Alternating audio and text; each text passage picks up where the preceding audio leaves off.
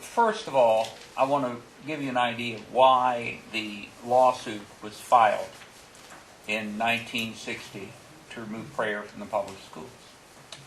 A lot of people think, oh, this had to do with separation of church and state or great ideals or this or that or the other. Here's the reality. I was raised in a hopelessly dysfunctional family. I never met my father. My younger brother, never met his father. My mother and her two illegitimate sons, me being one of them, lived with her parents in a row house in Baltimore.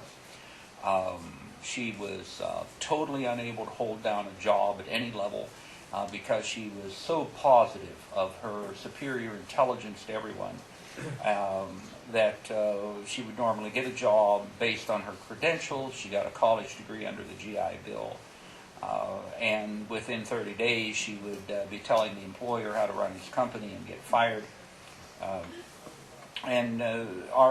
Our home, we constantly had the sheriff showing up to repossess things. We had alcohol in the home, dishes flying up against the wall. I had one of those homes where I got off the bus, and on my way home, I could hear the house. I had to close my eyes and find it because I could hear it. Because if there wasn't arguing, the television was turned on as loud as it would possibly go by my grandfather, with his personal hope that the TV would be so loud that he wouldn't have to listen to my mother. As a result of that inability to hold down a job, my mother was recruited by the communists out of the unemployment lines. Everywhere I go, people think that communists come from the big college campuses. They come from Harvard and MIT and this and that and the other thing. No, they're a bunch of white liberal professors that make hundreds of thousands of dollars a year there that preach liberalism. They're not communists. The hardcore communists get all their followers out of the unemployment lines, not out of the college campuses.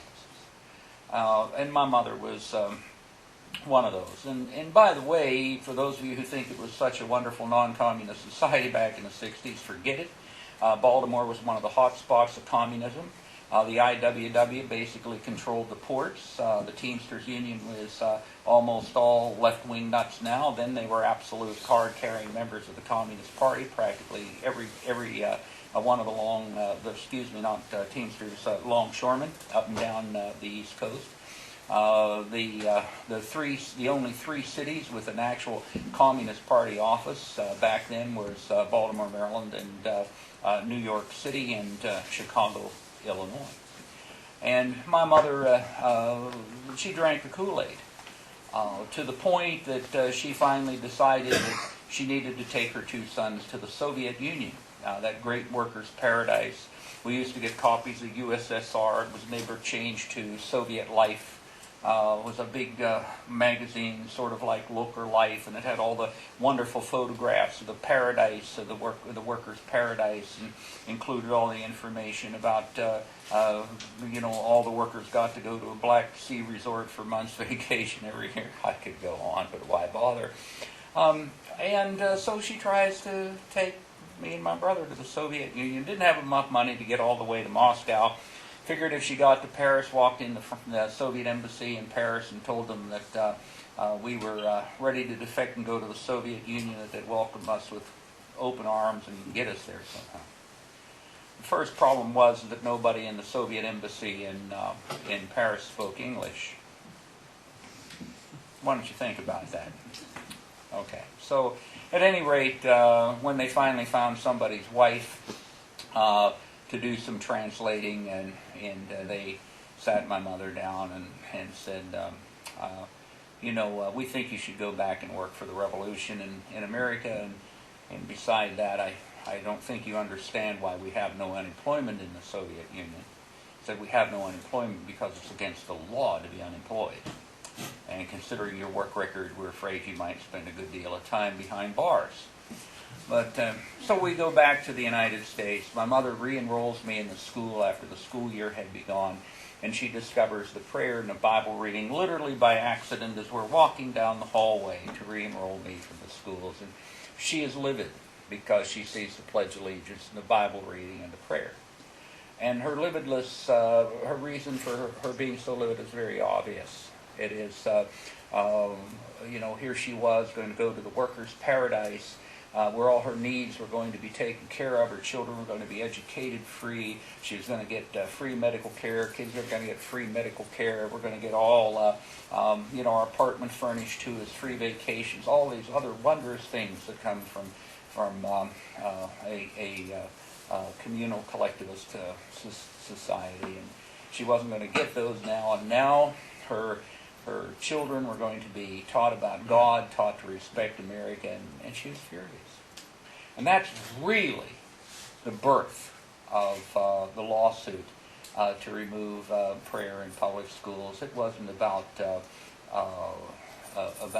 great causes of separation of church and state. It was about a dysfunctional family that needed a government to take care of it, and the belief that government needed to be God rather than God being God. And as a result, prayer was removed from the schools of the United States. People blame my mother. Here's the reality. The reality is that we had an activist Supreme Court that wanted to change America because Congress wasn't changing it fast enough. And they were basically advertising for these kind of cases to be brought to the court.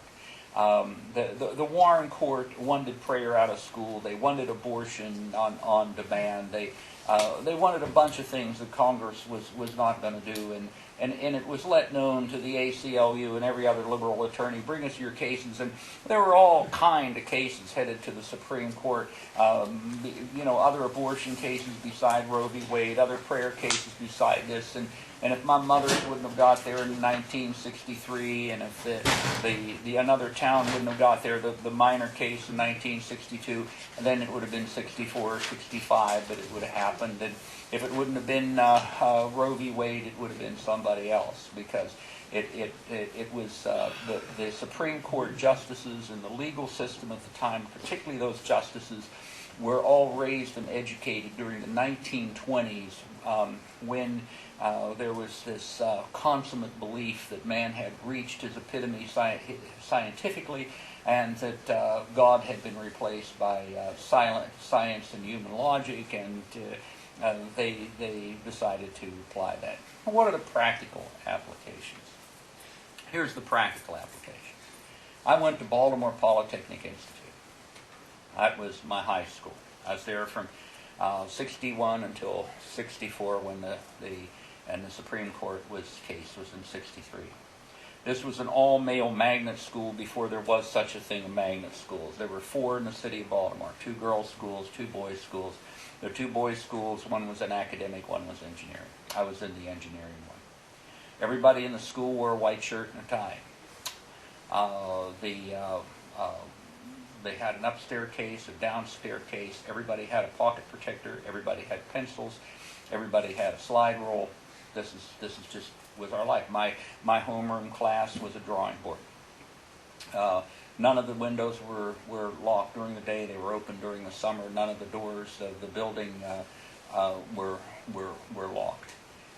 And the reason for that is that the authorities were functioning. The school teachers were operating under the authority of God, because God was present in that building, and he was recognized at the beginning of each day. It's 50 years later. 50 years later. Out of political correctness, Baltimore Polytechnic Institute has been merged into one of the girls' schools.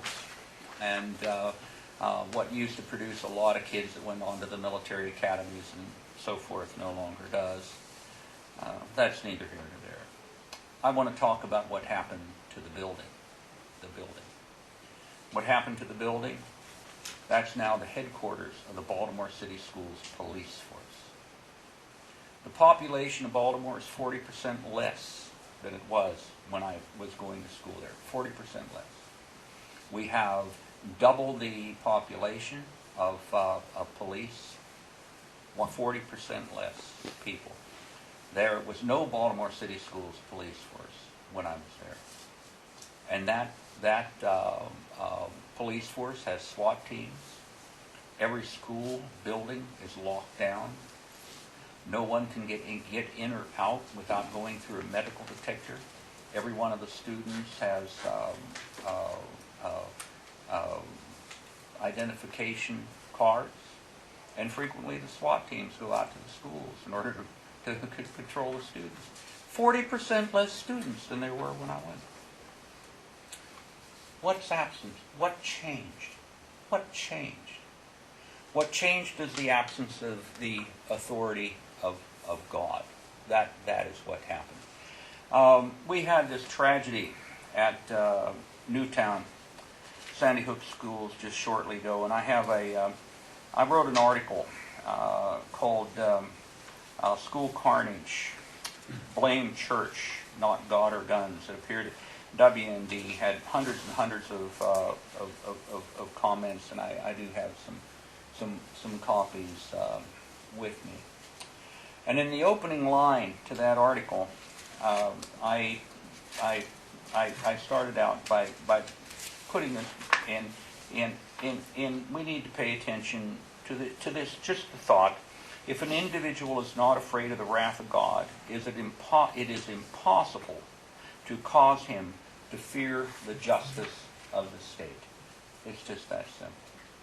So what has the war on God done over the last 50 years, where this case and other cases were used as a precedent? What has happened? What has happened is the stripping out of the authority of God. I have people walk up to me all the time and say, isn't it a shame children don't have the opportunity to pray in school? They have plenty of opportunity to pray in school. Kids can pray in school all they want. It wasn't the opportunity to pray that was removed from the schools. It was the authority of God vested through the teachers and the establishment that maintained order and respect for the establishment among the students. That's what is gone. Now, we may have started with the schools, but that has happened everywhere. Lawsuit after lawsuit, complaint after complaint, in activist courts that have made it impossible for city council meetings to open with a prayer, the county meetings to open with a prayer, coaches not allowed to pray with their high school football teams or other sporting events, not teachers fired because they had a student injured, and they prayed with the student in order to try to console them, so they have lost their jobs. One